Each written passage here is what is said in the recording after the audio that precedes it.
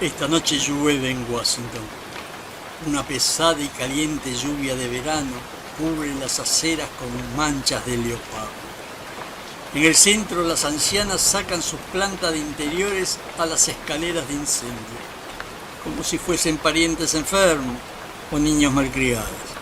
Mi nombre es Jason Woodruff, doctor Jason Woodruff. Estoy aquí, en mi departamento, observando la lluvia y pensando en el anciano. Ahora mismo debe estar golpeando el cristal, o tal vez no, tal vez ahora no, tal vez en un rato, pero lo golpeará. ¿Habrá sangre? Me gusta imaginar que sí. Sí, creo que habrá sangre. Mucha sangre. Sangre en extraordinarias cantidades.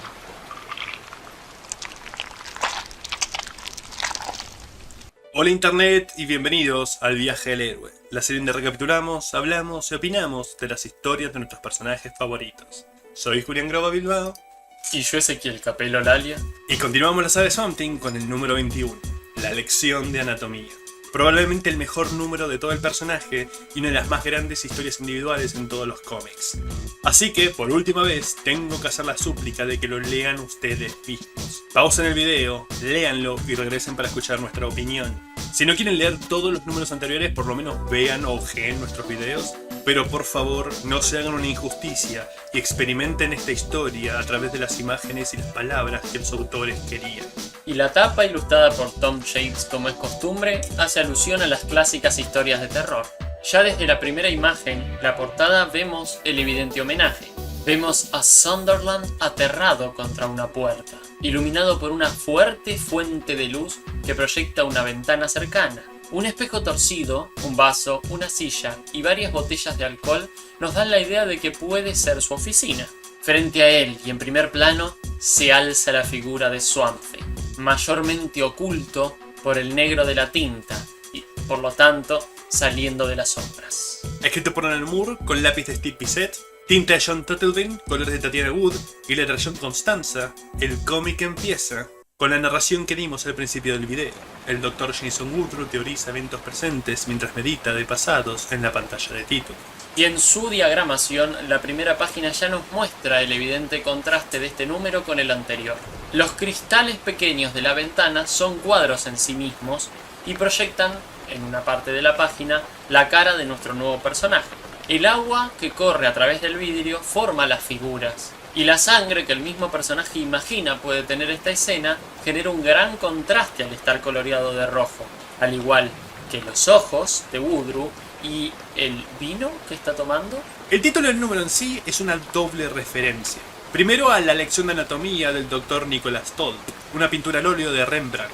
Representaba el título del doctor explicando la musculatura del brazo de un cadáver a un grupo de espectadores, algo muy común en el 1600. Se hacían disecciones públicas cada año de cuerpos de criminales como eventos sociales. Tomaban lugar en literales teatros y colegas, estudiantes y el público general podía atender. En este caso, eso seríamos nosotros, los lectores. Estamos a punto de ser espectadores de la lección que nos dará el Dr. Woodruff. Otra referencia es la imagen del título en sí. Es idéntica a la de la película de 1959, Anatomía de un homicidio. La comparación en el título es obvia. Y hablando de comparaciones, si comparamos este ejemplo con aquel que apareció hace algunos números, con dibujos en el título, en este caso es evidente que, a diferencia de ese, es coherente con lo que promete. A través de sus ojos vamos a un flashback del cual alternaremos a lo largo de toda esta historia. Y si bien es un recurso que ya vimos bastante en este canal, el de la transición a los flashbacks mediante los ojos, en este caso genera algo muy interesante al formar parte de la composición, ya que parecen proyectarse en el cielo. Comienza cuando el doctor conoció por primera vez al general Avery Sunderland, que le dio un paseo privado del edificio central de su corporación. Woodruff lo comparó con un niño mostrándole una casa de muñecas. Para aquellos que no conozcan al doctor, narraremos su trasfondo en un segundo, pero el cómic hace algo de por sí para que aquellos que no están familiarizados inmediatamente sientan que hay algo raro con él. Ese ya lo mencionó, un énfasis en los ojos, y definitivamente gracias al color de Tatiana Wood. Todo el cómic tiene colores fríos, Los azules de la lluvia, los grises de los laboratorios. Hay muchísimo blanco por todos lados, pero lo rojo, lo que es rojo como el vino y los ojos de Woodrue, no tienen matices, están pintados de un brillante rojo sangre. Realmente me recuerda a las películas de horror de Hammer. Hacían la sangre tan brillante que parecía innatural, pero era una decisión de estilo completamente intencional como es acá. Todo lugar es electrónico, puede ser controlado por Sunderland desde un panel en su oficina para ahorrarse la mano de obra y relaciones laborales. El tour termina con el general mostrándole al doctor la razón por la cual arregló su liberación de prisión para traerlo acá. El que será el sujeto de estudio de Jason. El cadáver gris y congelado de la cosa del pantano. Y tenemos otro ejemplo de cómo el título está puesto en el lugar que el guionista quería ponerlo, ya que incluso forma parte de la narración de Woodrue. Eso y el hecho de que viene exactamente por debajo del cuadro que nos presenta el estado en el que está el cadáver de nuestro protagonista. Siendo la primera vez que este personaje pone ojos en la criatura, Sunderland le da el informe de su historia previa. Como el Dr. Alec Holland y su esposa Linda estaban desarrollando una fórmula bioregenerativa en los pantanos de Luisiana, destinada a ayudar al crecimiento de cultivos. Continuando la caracterización misógina que Pasco había establecido para Sunderland, Moore hace que no puede evitar tirar un comentario despectivo a Linda trabajando como iguales con su esposo. El experimento fue saboteado con un explosivo. Holland, cubierto de su químico y llamas, cayó al pantano y Sonting nació. Cuando la compañía puso las piezas juntas de lo sucedido, Sunderland se interesó por un químico que podía crear tal cosa, y razonó que Linda Holland, habiendo trabajado por meses con su marido, muriendo en el mismo lugar en el que Alec fue cubierto por la sustancia, que ella también tendría algún rastro en alguna parte de su cuerpo. Así que la exhumaron. Repitieron varias veces un examen exhaustivo y encontraron... nada. Oh, la fórmula estaba en su cuerpo, solo que no había hecho nada. De cierta forma, tiene sentido, el químico estaba diseñado para tejido vegetal, no humano. Pero entonces, ¿cómo existe la cosa del pantano? Estoy 90% seguro que esto no era lo que Pasco tenía en mente cuando hizo el cadáver desaparecer. No sé si lo puso sabiendo que sería Alan Moore el que tomara el control y este le pidió que plantara la semilla de manera rápida, o es Moore utilizando lo que Martin no pudo resolver para sedimentar esta historia. Pero de una forma u otra, ese sería un brillante trabajo de parte de los escritores. A pesar de que sucederá en este cómic, se siente como una continuación de la serie. No es un número 1, es un número 21. Este es el misterio que Jason tiene que resolver. Como una sustancia que no afecta a humanos, transformó a Alec Holland en una planta. Pero antes de empezar, su nuevo jefe le pide sus credenciales. El Dr. Woodrue toma un pequeño aerosol de su bolsillo y se rocía la mano. El tejido que la cubre se derrite, demostrando ser artificial, para revelar un material áspero amarillento debajo. La corteza, que es la verdadera piel, de Floronic Man.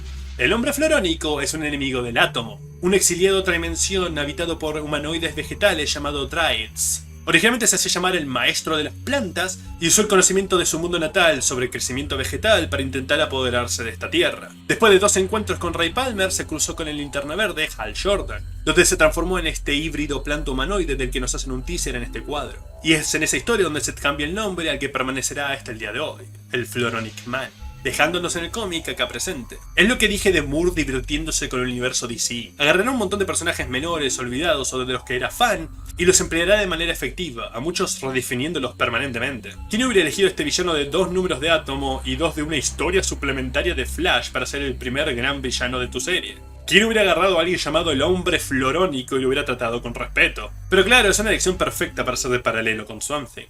Volvemos al presente un momento, con el doctor posando su mano alrededor de una extraña cápsula de alta tecnología, mientras reconta cómo empezó a trabajar inmediatamente para mantenerse fuera de prisión, y el arrogante anciano que lo contrató se jactó de ello. Uno de los detalles que vuelve muy buena la narración en este número son las intercalaciones naturales del pensamiento de una persona. Acá Woodrue se interrumpe a sí mismo. Cuando está hablando de Sunderland, una frase que él mismo dice le da pausa y se desvía por un momento a otra cosa antes de regresar a lo que nos estaba contando. No es de distraído, es como cuando perdés momentáneamente el tren de pensamiento antes de recuperar la vía que seguías. Y de la misma manera, acompañando la narración, el cómic nos saca del pasado y nos muestra el presente por un momento. Todo sirve además para aumentar la expectativa. Estamos ansiosos de ver qué hará este criminal con el cuerpo de nuestro protagonista y qué descubrirá. Interrumpir la narración de esta manera funciona a su favor, no en contra. Y entonces comenzó la autopsia. Admite que, a pesar del anciano respirándole sobre el hombro, estaba emocionado. Desde que se transformó, que ansiaba examinar a otro híbrido vegetal para aprender más de sí mismo. Moore ya ha hecho esto una constante en estos dos primeros números, de cómo las rivalidades y enemistades causan que los personajes descubran más de sí mismos. En sus conflictos se definen y redefinen de nuevas maneras. Lo vimos en el número pasado con el monólogo interno de Alec hablando de Arcane, y acá vuelve con el hombre florónico. Y vaya que estos dos se van a redefinir el uno al otro. Y para mantener la atención de lo que realmente significa lo que está a punto de pasar, la cámara no se mueve demasiado, a excepción de ir alejándose, lo que sigue despersonalizando aún más al ya pobre y muerto Swamp Thing y generando que esta luz amarilla y a Woodrue de espaldas parezca ser la única cosa viva en toda la habitación. El doctor había leído el libro de Liz y desde entonces fantaseó por la oportunidad de examinarlo de cerca, y ahora podrá estar tan cerca como quiera. Otro detalle que trae de la serie anterior, el libro de Liz. Lo señalo porque a medida que avancemos en otras series en el canal, veremos que tan poco común es que escritores presten atención a lo que sus colegas hacen. Y entonces la autopsia empezó, y con ella las preguntas. Pulmones. Los pulmones humanos tienen tubos capilares que causan que el oxígeno pase a través de la sangre. Estos son de fibra vegetal, demasiado gruesos. Chupan y expulsan aire, pero no hacen nada más. No funcionan. No son pulmones. Y es algo perturbador de ver. El personaje que hemos seguido por 20 números, frío, tieso, muerto en una besa, siendo abierto, y sus pedazos arrancados uno por uno. Pero Moore no nos pone desde la perspectiva del cuerpo, ni de uno de sus amigos, sino del doctor. Es frío, es clínico, y lo hace aún peor. No hay pena, ni respeto, ni dolor, solo preguntas. Cerebro, una esponja vegetal, no tiene sinapsis, no funciona, no es un cerebro. Corazón, no funciona, no es un corazón.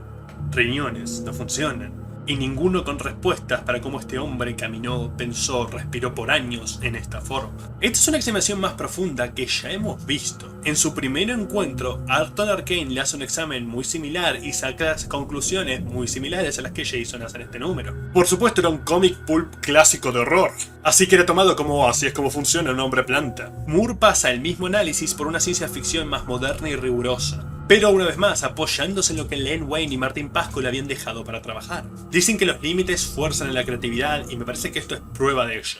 Woodrue no estaba sacando conclusiones y Sunderland perdía la paciencia. Al atardecer, cuando el personal mínimo se iba, lo forzaba a caminar junto a él por el edificio y a escuchar cómo controla todo lo que sucede en él, claramente amenazando. A medida que el tiempo pasaba, se volvían más directas. La palabra anormal es lanzada y la cárcel mencionada. Pero Jason solo podía quedarse parado y soportarlo. Un día, cansado, intentando buscar una referencia en un libro, abrió la página equivocada. Esta daba un ensayo de gusanos planarios. Lo leyó de todas formas para despejar su cabeza, y entonces la respuesta a su misterio lo golpea de frente. Y junto con la verdad de Swamp Thing se revela la verdad del hombre florónico. Mientras la narración nos mantiene tanto de qué hacía en el pasado, el dibujo se mantiene en el presente. Y además nos muestran esta realización mientras toma una ducha, un momento donde muchos usan para relajarse y meditar. Pero es sobre la autopsia de un mutante del que él toma una imagen similar, mientras se remueve toda la piel artificial del cuerpo. Es una mezcla de humanización y deshumanización del personaje de manera simultánea. Y a nivel narrativo, desde lo visual, también es una gran presentación. Primero aparece un simple hombre que se va a tomar una ducha, incluso tomándose el tiempo el dibujo de mostrar los tempranos detalles de sus pies. Luego se queda un ratito en la ducha y pasamos a ver un excelentísimo primer plano de cómo la piel se le está cayendo y su piel real es naranja. Y ya que hablamos del contraste que hacía el color rojo de sus ojos, no mencionamos que a lo largo de todo el número hasta ahora siempre fue el naranja el color que lo destacó. Primero lo vimos vestido en el presente con un saco marrón anaranjado, luego lo vimos estar por entrar en esta misma escena con una bata naranja y ahora vemos que es el verdadero color de su piel. Sumado a esto tenemos un cuadro en cuerpo completo, como corresponde presentar a los personajes, que también nos muestra que tiene cierta cantidad de vegetación más allá de su cabeza. Y por la forma que se distribuye hasta podríamos decir que es pelo, o lo que sería el pelo en alguien que está formado como una planta y que tiene más cantidad tal vez de la que un humano tendría. Esto hace que al mismo tiempo tenga cierta conexión con lo que sabemos de Swamp Thing, pero a la vez se diferencie completamente, casi como si Swamp Thing estuviera hecho de moho y él estuviera hecho de corteza. Mientras se mete en aquella cápsula que se nos dice es para mantener su forma vegetal, piensa en el viejo, piensa en hielo derritiéndose, y vemos que del cadáver abierto de Swamp Thing un pequeño brote suave y verde empieza a crecer. Volvemos al pasado, al instante después de su descubrimiento, y emocionado por contarle a alguien, Woodrue va directamente hacia Sunderland. El ensayo sobre los planarios hablaba de un experimento donde entrenaron a estos gusanos para recorrer un laberinto. Una vez que perfeccionaron el camino, los cortaron en pedazos y se los dieron de comer a otros planarios que nunca le habían hecho la prueba. Cuando los nuevos gusanos digirieron a sus camaradas educados, resolvieron el laberinto de manera perfecta a pesar de nunca haberlo hecho. Toda esta investigación es completamente cierta. Los planarios pueden regenerar todo su cuerpo, incluido el cerebro, y de retener sus memorias incluso después de una decapitación. Y en 1955, James McCollen y su colega Robert Thompson llevaron a cabo el experimento canibalístico que Woodrow comenta en este cómic. El mismo experimento fue repetido en 1962 con otros resultados, pero muy similares. Aunque no retuvieron memoria, aprendían el mismo tipo de acondicionamiento, de manera más veloz que otros gusanos no caníbales. Es teorizado que cosas como la memoria pueden retenerse no en el cerebro ni en el ADN, sino en el ARN. Explicaría también cómo animales sin cerebro logran aprender y recordar cosas. No necesariamente recuerdos, pero poseer alguna clase de respuesta intelectual intuitiva. Es realmente fascinante para leer, y Alan Moore toma estos experimentos, los exagera un poco para llevar a cabo la mayor revelación en la historia de cómic. La conciencia y el intelecto pueden ser pasados a través de la ingesta, pero el general no tiene paciencia, no le interesan gusanos caníbales, quiere respuestas sobre Holland, y Jason Woodrow se las da. Aquella noche, en esa fatídica cabaña, Alec Holland revisa debajo de su mesa de trabajo y descubre un explosivo de 5 bastones de dinamita que le explotan en la cara. ¿Cómo un humano sobrevive a eso? No lo hace. Los reflejos musculares y el impacto de la explosión lo arrojan al pantano, pero para cuando toca el agua, Alec Holland ya había muerto. Su cuerpo saturado de la fórmula bioregenerativa se descompone en el fondo, rodeado de vegetación y microorganismos que lo consumen. Toman la fórmula, toman su carne y como los gusanos planarios, se lo comen, absorbiendo este fuerte intelecto, esta fuerte conciencia que no se da cuenta que no está vivo. Esa confusa y nublada inteligencia intenta darle un sentido a su nuevo yo que no reconoce. Recuerda tener huesos, así que se hace un esqueleto de madera. Recuerda tener músculos, así que se los construye con fibra vegetal. Recuerda tener pulmones, corazón, cerebro, y los replica de la mejor manera que pueda hacer una planta. Todo este tiempo, todos estos números, todas estas historias, no estuvimos siguiendo a Alec Holland que se había transformado en planta. Estuvimos siguiendo una planta que creía ser Alec Holland.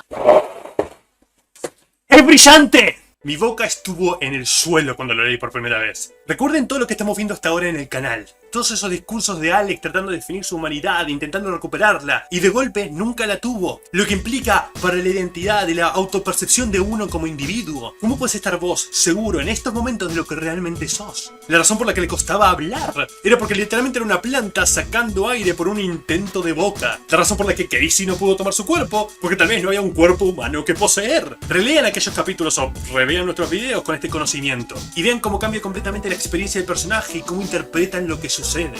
Y estas 2 páginas contando o recontando el origen se ven alucinantes. En primer lugar porque tenemos estos cuadros que se separan de forma difusa a partir del momento en que vemos el cuerpo sumergido y transformándose. Además lo vemos primero en un blanco y negro, un poco manchado por unos tonos azules, y después pasar al verde brillante. Y sumado a esto, vuelve a aparecer el cuadro de la explosión.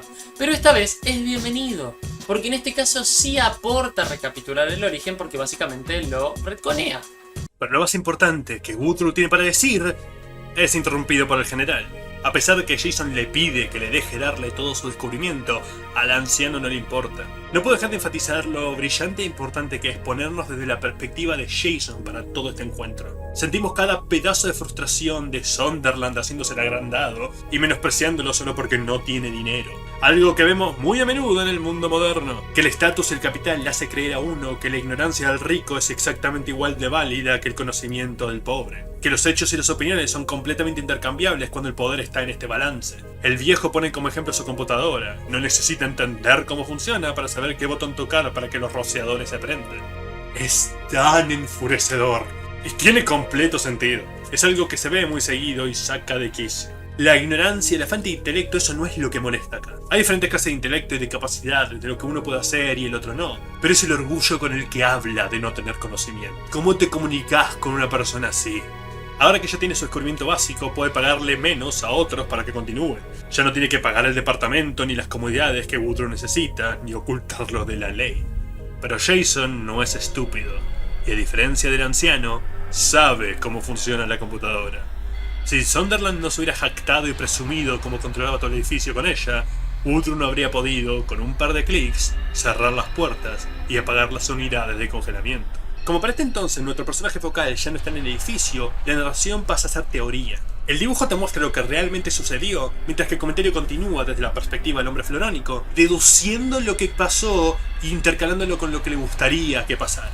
Mientras Jason ríe en su departamento, Sunderland toma las notas que no le dejó llevarse y las pone en su oficina. Y acá tenemos el que hasta ahora es efectivamente el primer plano más grande. Como dije anteriormente, cuando esté ilustrando a Bissett parece que está compitiendo consigo mismo. Pero en este caso no solo es espectacular por su tamaño y por su ejecución, sino también por cómo está presentado, ya que técnicamente son dos cuadros que forman este primer plano, siendo uno casi toda la cara y otro solo el ojo, lo cual sigue reforzando esta idea de que los ojos de Woodrow son los narradores de esta historia. El general hace el paseo que siempre forzaba a Woodrow a hacer por el edificio ya vacío, ignorando la obvia pieza de conocimiento crucial que el doctor intentó darle antes de ser interrumpido. Si lo hubiera escuchado, si lo hubiera dejado hablar, si no hubiera estado orgulloso de su desconocimiento, probablemente sabría que no podés matar una planta disparándole en la cabeza. Con el freezer apagado, la temperatura regresando a su estado natural y mucha agua del hielo derritiéndose, la cosa del pantano abre sus ojos y vuelve a crecer. Para cuando Avery Sunderland baja al área criogénica para chequear su preciado premio, la cosa del pantano ya no está. A Woodrow le hubiera gustado que este lo viera arrastrarse de su cámara, pero va por la segunda opción más probable, que tanto Sunderland como Swamp Thing no se encuentren el uno al otro inmediatamente, y ambos tomaran la misma decisión: ir a la oficina principal del edificio. Y para reforzar el impacto de lo que se encuentra Sunderland, tenemos 3 cuadros. En estos 3 cuadros, las cosas se mantienen en el mismo lugar, a excepción del propio villano. En primer plano vemos el cascarón de lo que parece haber quedado del antiguo cuerpo de Swamp Thing al levantarse, y en segundo plano vemos cómo el empresario, cuando nota que no está el cuerpo, va directo al cascarón y al darse cuenta de lo que acaba de ocurrir, sale corriendo por la escalera. Es decir, tenemos un cuadro estático formado por 3 cuadros en movimiento. Tal como el doctor predice, cuando Avery ve el cascarón vacío en el suelo de lo que solía ser un cadáver, corre hacia su oficina para llamar a seguridad, un equipo SWAT, algo que lo proteja. Pero la cosa del pantano ya está allí, habiendo ido a buscar respuesta de su nuevo escenario, y vaya que las encontró. Y ya habíamos mencionado que desde la aparición de Bissett en la parte visual, Swamp Thing había cambiado anatómicamente. Se lo veía un poco más monstruoso, más interesante tal vez. Pero ahora hay una justificación de guión para verse todavía más impresionante.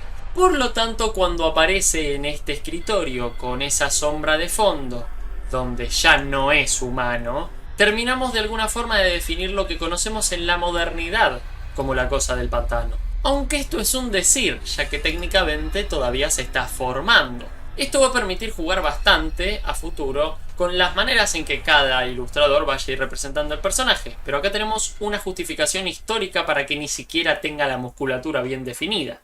Steve and John are terrific. I mean, they're a pair of absolute maniacs, and there is no one better to work on Swamp Thing. I mean, it was quite extraordinary. When I was asked to take over the book, one of the things that I was asked was, what do you want to do with the character? And I started thinking about it and trying to come up with a way in which we could make him more of a Swamp Thing, that we could show all the little patches of fungus and pin mold and lichen that are growing on him, and actually get an impression that this is a vegetable, that he's crawling with insects, that he's a mass of sodden plant fibre. He's not just a guy in a green suit. And when I wrote this to Steve and John, I mean, they were saying, yeah, this is just what we want to do. It was just pure coincidence, but in 2 separate countries we'd seem to have arrived at a similar idea as to how we wish to treat the character. And of course Steve and John have been putting in no end of ideas, which I've been picking up on. We're just very much in tune on the book. I mean, I don't know if I could do it without them, because they are just so incredible. They get everything absolutely right. Swamp Thing vio el archivo y, aplastando las últimas esperanzas de control de Sunderland, lo leyó.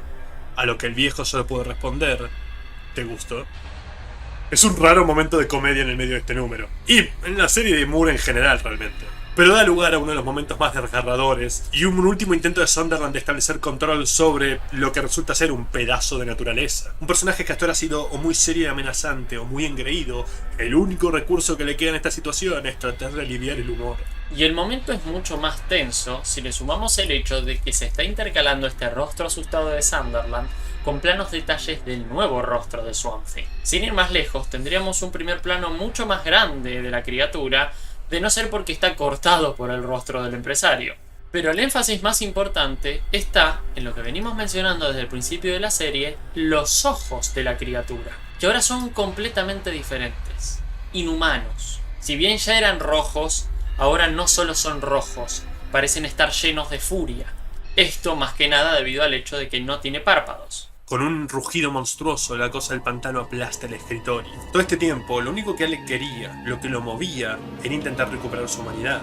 Y ahora que no la tiene, ¿qué lo frena de ser un monstruo? Y tiene que ser notado, lo único que vemos volar del escritorio de Sunderland cuando es destruido es la cuna de Newton. En el número anterior fue usado para demostrar el poder del general. El orden natural de las cosas indica que la energía y el movimiento se transmiten. Pero cuando él metió la mano, cuando le disparó a la cosa del pantano, las esferas se descontrolaron. Pero por supuesto no podés detener a la naturaleza. No es algo de lo que puedas abusar a tu gusto. Y ahora el reflejo de esas canicas de metal, lo que está dentro de ellas, que solía representar a Swamp Thing, es la cara de Sunderland. Es su turno de estar del otro lado, y él no es una planta. El anciano corre del monstruo que lo persigue. Sus articulaciones suenan con cada paso, pero el miedo lo mantiene en movimiento, mientras el enorme edificio del que tanto presumía se vuelve en su contra. La estética estéril se burla de él, y la página aleja la probabilidad de cámara para compararlo con un gusano en un laberinto. Dinero e ignorancia. Woodrow menciona, lo que había mencionado en el número anterior que queda inconsistente, que la cosa del pantano nunca había matado a nadie. Usualmente el anciano no estaría en peligro, pero la criatura había leído las notas. El texto, una vez más brillantemente, lo llama un fantasma vestido de verde. Sunderland finalmente logró el cometido que se había propuesto desde el principio de toda la serie, desde aquel primer número. Mató a Alec Holland. Y ahora Swamp Thing, su fantasma, no tiene nada más que hacer. No tiene propósito pendiente más que vengar su muerte. Y durante toda esta persecución, los planos que se utilizan hacen que la cosa del pantano esté completamente deshumanizada, en contraste con la terrible expresión de terror que tiene Sunderland mientras corre. Y para engrandecer el poderío de la criatura, tenemos estos 4 cuadros que nos muestran, en primer lugar, lo grande que es el edificio en comparación a él, y en segundo, tercer y cuarto lugar, cómo la cámara pareciera de golpe ir hacia la boca de la criatura fundiéndose en negro. De alguna forma, no solo Swamp Thing es más grande, sino que es capaz de comerse la misma cámara. El anciano llegó a las puertas, pero como dije, Jason las había cerrado. Si tan solo supiera cómo funcionan las computadoras, tal vez podría haberlas abierto. Pero dinero e ignorancia. Golpea los vidrios, grita al exterior, pero es inútil. Los únicos brazos que podrían romper el cristal son los que lo están rodeando en estos momentos. Y no es un método normal de matar. Casi no queda claro si es consciente de lo que está haciendo o el shock lo lleva a moverse de manera automática. Simplemente lo sostiene, lo abraza como si intentara absorber el ser humano que sabe que ya no es. Tal vez el hacerle sentir lo que es ser como él. Pero es un paralelo interesante a la intro de este número, que nos da en la misma escena, pero como Woodrow se le estaba imaginando. A él le hubiera gustado que fuera sangrienta y tortuosa, pero no es así, no fue violenta. A pesar de su pérdida de humanidad, no es un asesinato grotesco lo que la cosa del pantano comete. Es un abrazo. Pero sucede lo que el hombre florónico pensó que sucedería. Avery Sunderland ha muerto. Y ya que hablamos de los ojos de los personajes, la cámara se toma el tiempo de ir acercándose hacia el ojo sin vida y por lo tanto sin color de Sunderland. Lo que no está seguro es qué hará la cosa del pantano ahora. Probablemente regresará a Luisiana, al pantano, a su hogar, pero lo seguirá por la mañana. Continuará su trabajo por la mañana. Por ahora se relaja, piensa, planea y disfruta de la lluvia sobre Washington. Esta última página dialoga muchísimo con la primera imagen que vimos en este número. Woodrow asomando su rostro hacia la ventana, pero esta vez Woodrow se ve en su forma real y no con la piel sintética. Y en lugar de lo que él imaginaba era el accidente, ahora está la imagen del edificio, siendo impactado por unos rayos que iluminan un poco la escena, pero demostrando que de alguna forma no tiene vida. Y nos mantenemos todavía en el rojo de sus ojos y en el de la copa de vino, que por lo rojo que es, podría estar tomando sangre. Terminando el número. La narrativa de este número es escandalosa, en el buen sentido de la palabra. En el dibujo hay una trama para generar volumen que se viene viendo hace rato, pero creo que acá culmina en su perfección casi, ya que a veces ni siquiera hay líneas de contorno en las caras, se va formando por la oscuridad de la escena. Como dijimos, los ojos rojos de Woodrow pesan durante todo el número, y esto permite que hagamos un inevitable paralelismo entre los de él y los de Swamp Thing, especialmente cuando los de Swamp Thing aparecen siendo monstruosos. Hay bastante uso del blanco y negro, solo coloreado con algunos tonos muy leves de azul o verde, y a veces los dibujos se fusionan con un efecto bastante más plástico. Hay cuadros gigantes y chiquitos en las mismas páginas, lo cual genera un contraste. Los grandes parecen más grandes y los chicos más chicos. Y el verde de Swamp Thing, desde que cuentan cómo realmente nació hasta toda la escena de persecución, se come las páginas. Podemos decir que en lo personal, este es el mejor trabajo a nivel visual de los artistas hasta ahora. ¿Qué nos queda por decir? Es uno de los más grandes cómics jamás hechos, y créanme, no le hicimos justicia. Seguramente hay un montón de referencias, detalles y alegorías que nos pasamos por alto que más expertos que nosotros podrán denotar. Y a pesar de que hoy en día es muy celebrado, hubo bastante reticencia de parte de los lectores en un principio. Len Wein fue inundado por cartas diciendo cómo puede dejar que hagan esto con el personaje que él creó, y él dijo que era el editor del libro. Biggest question people ask me is, how could you let him do that to your characters? You know, how don't you hate what he's doing? And people who don't realize that I picked him to do that. I have no problems with it. It's his book now. He's taken it in different places. I really enjoy what he's doing with the book. And I, as Karen Berger probably attests, as soon as a new script comes in, I demand a copy as soon as she's done reading it, just so I can see what he's doing. I'm fascinated by it.